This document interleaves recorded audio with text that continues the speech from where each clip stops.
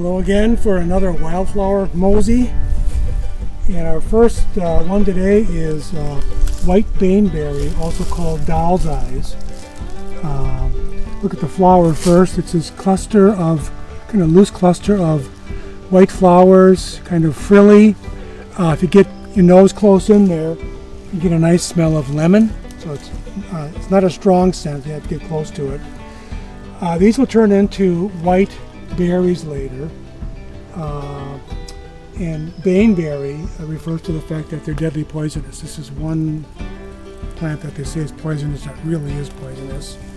But the berries look like a little porcelain doll's eye, and so that gives rise to the other common name, doll's eye. It has this nice kind of coarser but kind of fern-like foliage in a way. One thing that you'll see in the foliage some years, and we're seeing it already, is this rust fungus. And so far it's not too bad. There's another one over here with a few on. But some years this is so bad that the plant just collapses, just from the sheer number of these lesions. The plant survives and comes up again the next year, but it can really destroy the plant for that year. And this is a wonderful garden plant. I have quite a few of these in my garden at home. It's a great perennial, wonderful in flower, wonderful fruits. You have to watch them though because they're poisonous. And in years where you don't have a lot of the rust fungus on the leaves, nice foliage as well. So this is white baneberry or doll's eyes.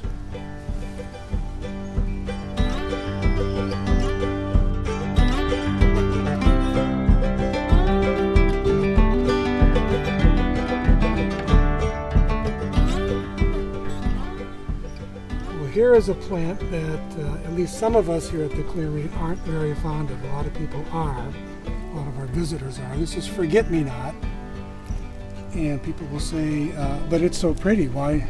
Because we pull it here. Or in some areas we pull it.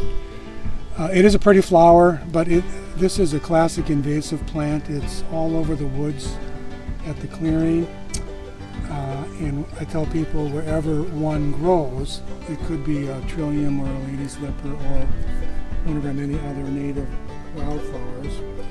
I also tell people what's pretty in a garden may not be pretty, quote, pretty in a place like the clearing.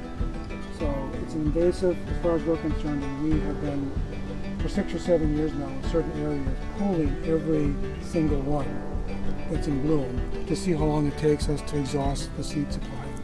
So it's pretty easy to pull. Kind of a shallow fibrous root system. You have to grab it right at the base and pull it out.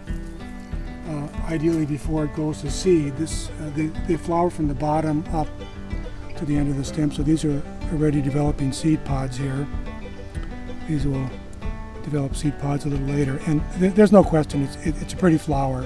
But again, what's pretty in someone's garden and what's pretty here in a natural place like the clearing are two very different things, so forget-me-not.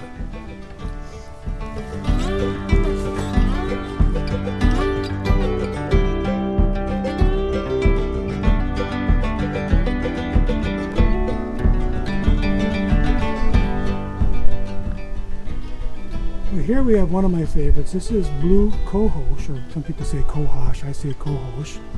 Just at the end of its blooming, it has these fairly inconspicuous kind of greenish yellow flowers, not terribly showy, but interesting. You have to look closely sometimes to find beauty.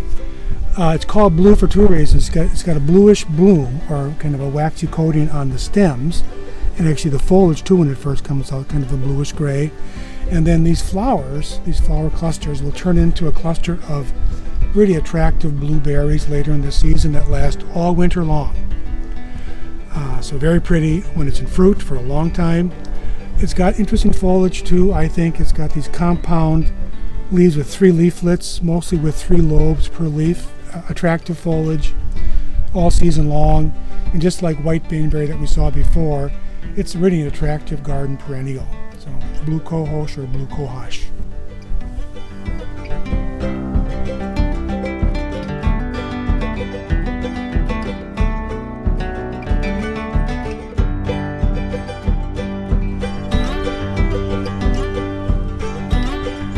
This is one of our several native violets. This is Downy Yellow Forest Violet.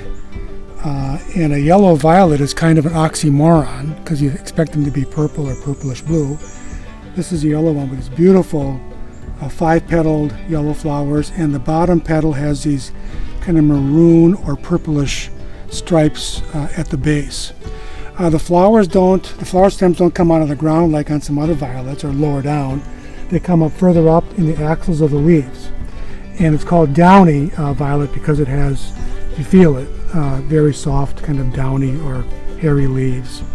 So this is one of our native violets, but not a purple one, a yellow one, downy yellow forest violet. Very nice.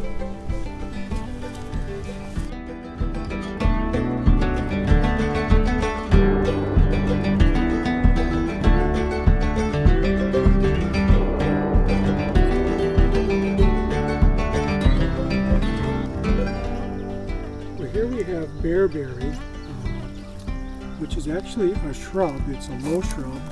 It doesn't look like one, I know, but it's a woody plant, and the above ground parts survive the winter, so it's really a shrub, a sub-shrub. It's also called kinnick, and that's an Indian name or Native American name. And this is a plant they used more than anything else to dry and smoke in their peace pipes. So Bearberry or kinnick, very low growing, evergreen, and now you can see the new growth coming on the ends of the stems. Beautiful, makes a beautiful ground cover in sunny, dry areas. It has these beautiful little pink kind of urn-shaped or pinkish white urn-shaped flowers. They will produce a red berry later in the season that apparently bears like to eat, hence the name Bearberry. And this is a Door County native that you'll see primarily on the eastern shore, along the shore of Lake Michigan.